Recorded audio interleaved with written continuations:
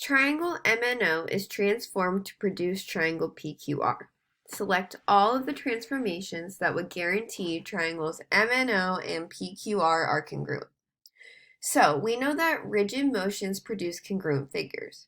So we have learned 4 transformations and 3 of them are rigid motions.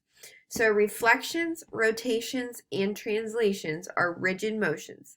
They give us congruent figures, which mean they give us figures that are the same size and the same shape. The 4th transformation we've learned is a dilation.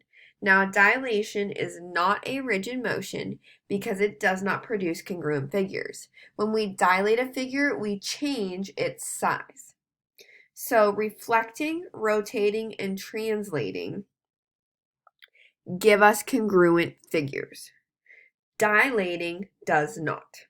So now you're going to use that information to answer a series of questions about which of these choices would give congruent figures and which ones would not.